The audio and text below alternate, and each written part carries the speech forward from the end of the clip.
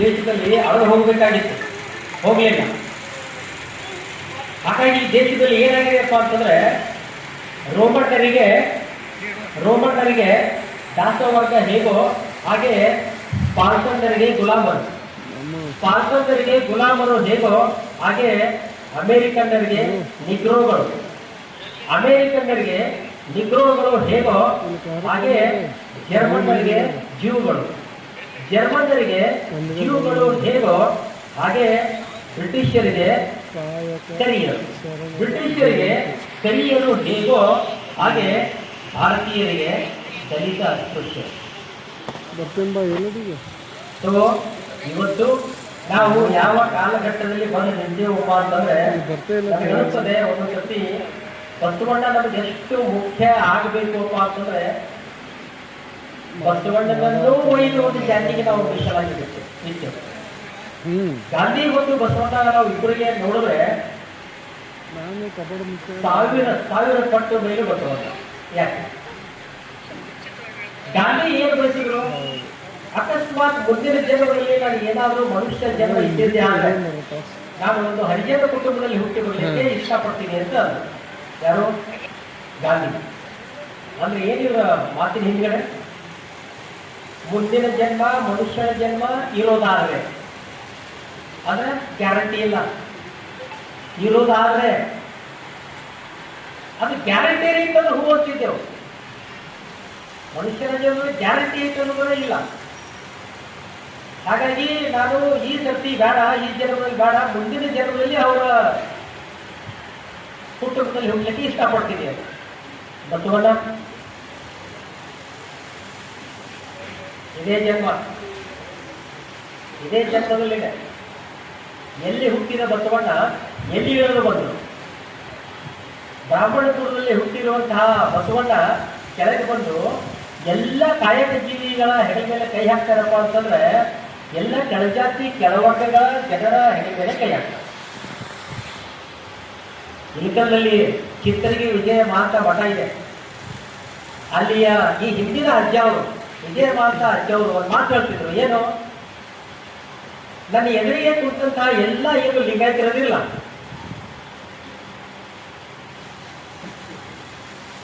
ನೀವೇನು?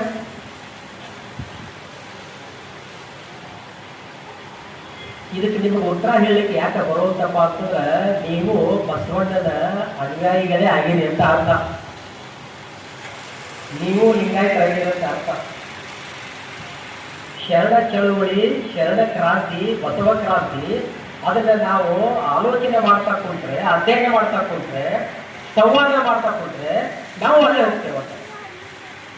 ಹಾಗಾಗಿ ಹಿಂದಿನ ಅಜ್ಜವ್ರು ಏನ್ ಹೇಳ್ತಿದ್ರು, ಹೋದಲ್ಲಿ ಬಂದಲ್ಲಿ ಎದುರಿಗೆ ಕುಳಿತಂತಹ ಲಿಂಗಾಯತರು ಹೇಳಿದ್ರಲ್ಲ, ನೀವು 12ನೇ ಶತಮಾನದ ಶೂದ್ರ ಯಾಕೋ ಇಲ್ಲಿ ರಾಜ ಕರಿತಾ ಇದ್ದಾರ ಅಂತ ಹೇಳಿ ಆತ ಬಹಳ ಭಯ ಪಟ್ಕೊಂಡು ಬರ್ತಾನೆ.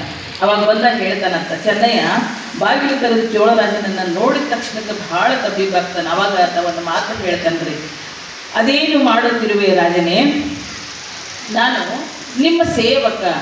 ಇಂಥ ಸೇವಕನ ಮನೆಗೆ ನೀವು ಹೆಂಗೆ ಬರೋದು? ಬರೀ ಸೇವಕ ಮಾತ್ರ ಅಲ್ಲ, ನಾನು ಅತ್ಯಂತ ಕೆಳವರ್ಗದವನು. ನಾನು ಒಬ್ಬ ರಾಜನಾದಂಥವನು ಹೇಗೆ ನೀನು ಕೆಳವರ್ಗದವನ ಮನೆಗೆ ಬರೋದಕ್ಕೆ ಸಾಧ್ಯ? ಅದು ಬಂದ ಆತ ಹೋದ ತಕ್ಷಣ ರಾಜ ಏನು ಮಾಡ್ತಾನ್ರಿ, ಅವ್ನ ಕಾಲಿಗೆ ಬಿದ್ದು ಬಿಡ್ತಾನ. ಅವ್ನ ಕಾಲಿಗೆ ಬಿದ್ದ ತಕ್ಷಣ ಅಂತ ನನ್ನ ಕಾಲಿಗೆ ಬೀಳುವಂಥದ್ದು ಏನದ, ನನ್ನನ್ನು ಪಾಪಕ್ಕೆ ತಳ್ಳಬೇಡ, ನೀನು ನನ್ನ ಕಾಲಿಗೆ ಬೀಳಬೇಡ ಅಂತ ಹೇಳಿ ಆತ ಬಹಳ ವಿನಮ್ರನಾಗಿ ರಾಜನಿಗೆ ಬೇಡ್ಕೊಳ್ತಾನೆ. ಆ ಬೇಡ್ಕೊಂಡಂಥ ಸಂದರ್ಭದೊಳಗೆ ಆತ ಅವನಿಗೆ ಗೊತ್ತಾಗ್ತದೆ ಎಂತಹ ಅದ್ಭುತ ಶರಣ ಇದಾನ ಅಂತ ಹೇಳಿ ರಾಜನಿಗೆ. ರಾಜ ಆತನನ್ನು ಹಾಕ್ಕೊಳ್ತಾನೆ. ಇದು ಕಥೆಯನ್ನ ಅಲ್ಲಿ ನಾವು ನೋಡ್ತಾ ಹೋಗ್ತೀವಿ. ಇದು ಒಂದು ಅವನ ಜೀವನದ ಚರಿತ್ರೆ ಭಾಗದ ಒಂದು ತುಣುಕು. ಆದರೆ ಆತ ಬರೆಯುವಂತಹ ವಚನಗಳು ಹೇಗಿತ್ತು ಅಂತ ಅನ್ನೋದನ್ನು ಕೂಡ ನಾವಿಲ್ಲಿ ಗಮನಿಸ್ಬೇಕಾಗ್ತದೆ ಅಂತ. ಆತ ಅರಿನಿಜಾತ್ಮ ರಾಮನ ಅಂತ ಹೇಳಿ ವಚನದ ಅಂಕಿತ ನಾಮ ಅದು. ಆ ಅಂಕಿತ ನಾಮವನ್ನು ಇಟ್ಕೊಂಡು ಬಹಳಷ್ಟು ವಚನಗಳು ಏನು ಸಿಕ್ಕುವುದಿಲ್ಲ, 10 ವಚನಗಳು ಮಾತ್ರ ಅವರು ಸಿಕ್ಕುವಂಥದ್ದು. ಆ 10 ವಚನಗಳು ಏನನ್ನ ಹೇಳ್ತದೆ ಅನ್ನೋದು ಕೂಡ ನಮಗೆ ಬಹಳಷ್ಟು ಮುಖ್ಯವಾಗಿರುವಂಥದ್ದು ಅಂತ ಹೇಳಿ. ಆಮೇಲೆ ಅವುಗಳಲ್ಲಿ ಹೆಚ್ಚು ಆ ವಚನಗಳಲ್ಲಿ ಏನನ್ನ ವಿಡಂಬಿಸ್ತದೆ ಅಂತಂದ್ರೆ ವೀರಶೈವ ತತ್ವ ಬೋಧನೆಗಳನ್ನು ಅದು ಮಾಡ್ತಾ ಹೋಗ್ತದೆ.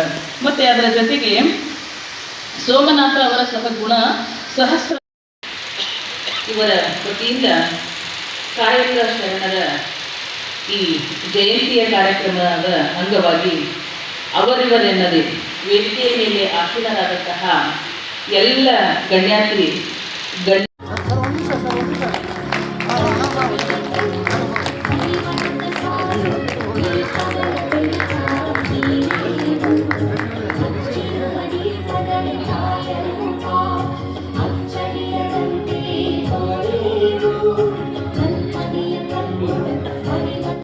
ಿರುವ ಡಾಕ್ಟರ್ ಸುಜಾತ ಜಲವಾದಿ ಸಹಾಯಕ ಪ್ರಾಧ್ಯಾಪಕರು SK ಕಾಲೇಜ್ ತಾಳಿಕೋಟೆ ವಿಜಯಪುರ ಇವರು ವೇದಿಕೆಗೆ ಆಗಮಿಸಬೇಕಂತೇಳಿ ವಿನಂತಿಸ್ಕೊತಾ ಇದ್ದೀನಿ.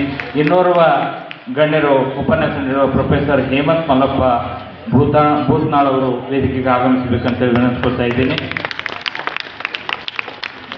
ಉಪನಿರ್ದೇಶಕರು ಜಿಲ್ಲಾ ಪಂಚಾಯತ್ ಇವರು ಕೂಡ ವೇದಿಕೆಗೆ ಆಗಮಿಸಬೇಕಂತ ಹೇಳಿ ವಿನಂತಿಸ್ಕೊತಾ ಇದ್ದೀನಿ.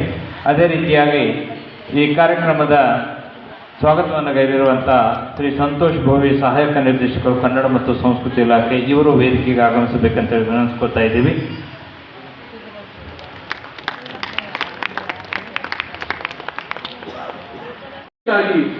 ಆಕ್ಚುಲಿ ನಂದು ವಿನಂತಿ ಇದೆ, ಈ ಎಲ್ಲ ಶರಣರಲ್ಲಿಯೂ ಕೂಡ ಶರಣ ಶ್ರೇಷ್ಠರಾದ ಸಮಗಾರ ಹರಳಯ್ಯನವರದ್ದು ವಚನಗಳು ಸಿಗುವುದಿಲ್ಲ ನಮಗೆ ಪ್ರಾಕ್ಟಿಕಲಿ.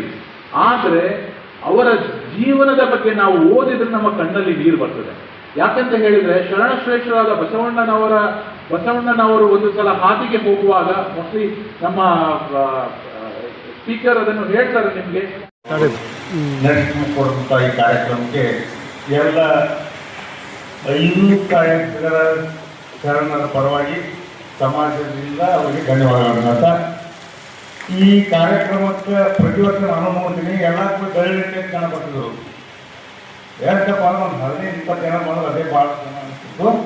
ಈ ಸಲ ನೋಡಿದ್ರೆ ಒಂದು 200-300 ಜನ ಬಂದಾಗ ಇದು ಕಾರಣ ಏನಪ್ಪ ಅಂದ್ರೆ ಹರಳೆ ಸಮಾಜದ ಜಿಲ್ಲಾಧ್ಯಕ್ಷರಾದಂಥ ನಮ್ಮ ಶ್ರೀನಿವಾಸ ಅಪೂರ್ವರು ಮತ್ತು ಜಿಲ್ಲಾ ಕಮಿಟಿಯವರು, ಆ ಕಮಿಟಿಯವರು ನಾನು ಒಬ್ಬನಿ. ಇದೇ ರೀತಿ ಉಳಿದ ಎಲ್ಲ ಸಮಾಜದವರು ಸಹಿತ ನಮ್ಮ ಸಹೋದರ ಸಮಾಜದ ಮಾತೃ ಸಮಾಜದವರಾಗಿರ್ಬೋದು, ಪಕ್ಕ ಸಮಾಜದವರಾಗಿರ್ಬೋದು, ಉಳಿದ ಎಲ್ಲ ಸಮಾಜದವರು ಮುಂದಿನ ವರ್ಷ ಇದೇ ರೀತಿ ನಿಮ್ಮ ಜನಸಂಖ್ಯೆ ಹಾಗೂ ಎಲ್ಲರೂ ಕೂಡಿ ಒಂದು ಒಳ್ಳೆಯ ವಿಜೃಂಭಣೆಯಲ್ಲಿ ಕಾರ್ಯಕ್ರಮ ಮಾಡಿದ್ರೆ ಜಿಲ್ಲೆಗೆ ಒಂದು ಸೂಕ್ತ ಮರ್ಯಾದೆ ಬರ್ತದ ಮತ್ತು ಜಿಲ್ಲಾಡಳಿತಕ್ಕೆ ಒಂದು ಒಳ್ಳೆ ಹೆಸರು ಬರ್ತದೆ ಅಂತ ಈ ಮುಖಾಂತರ ಹೇಳ್ತಾ ನನ್ನ ಒಂದೆರಡು ಮಾತನ್ನು ಮುಗಿಸ್ತೀನಿ. ಧನ್ಯವಾದ.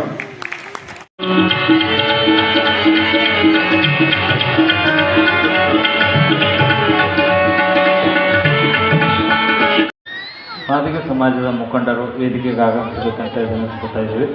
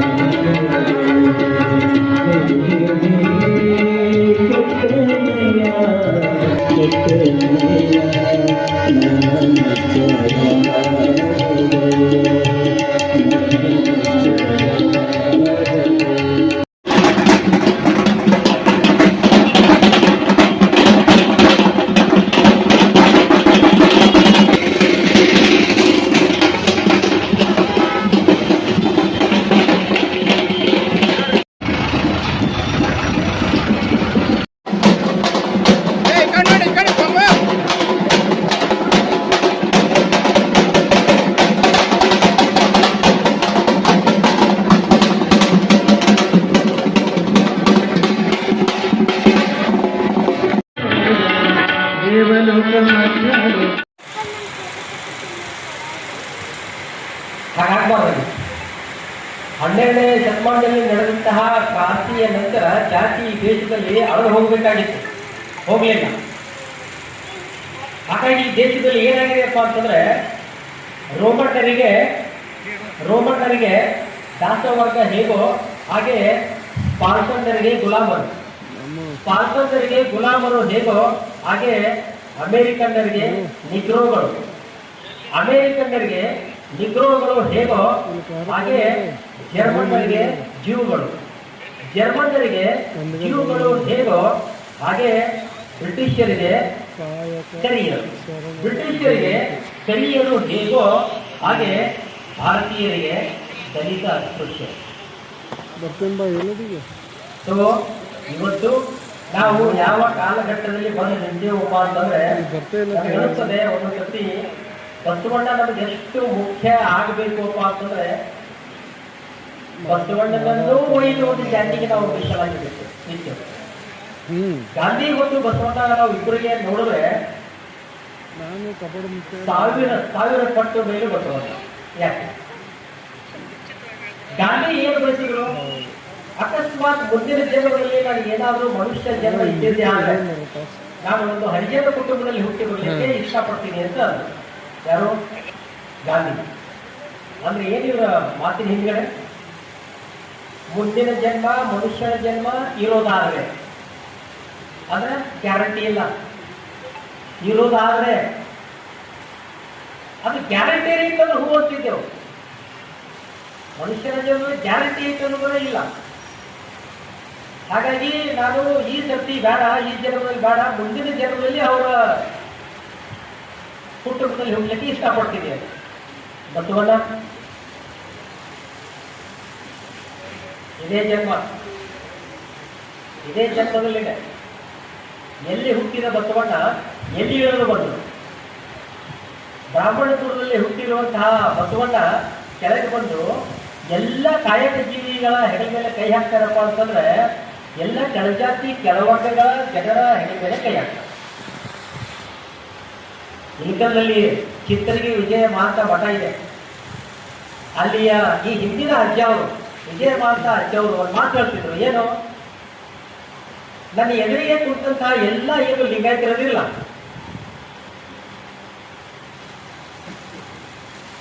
ನೀವ್ಯಾರು?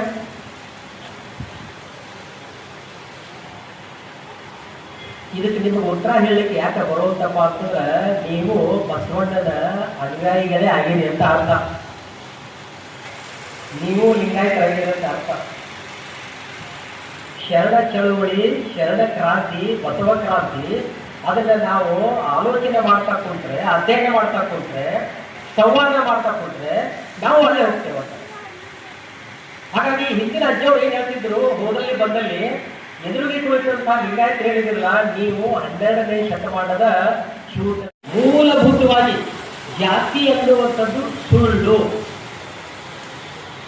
ಅದನ್ನ ತಿಳಿಯೊಳಗೆ ತುಂಬಿ ತುಂಬಿ ತುಂಬಿ ತುಂಬಿ ತುಂಬಿ ಜಾತಿ ಖರೆ, ಜಾತಿ ಖರೆ, ಜಾತಿ ಜಾತಿ ಜಾತಿ ಅಂತ ಇವತ್ತ ದೇಶ ಹೆಂಗೆ ಹೊರಟದಪ್ಪ ಅಂತಂದ್ರೆ ಅದು ಮೇಲ್ಜಾತಿಯೊಳಗೆ ಬೇಕಾಗಿದೆ, ಕೆಳಜಾತಿಯೊಳಗೂ ಬೇಕಾಗಿದೆ ಅಂತ ಎಲ್ಲರನ್ನು ಸ್ವಾಗತಿಸಲಿದ್ದಾರೆ ಶ್ರೀ ಸಂತೋಷ್.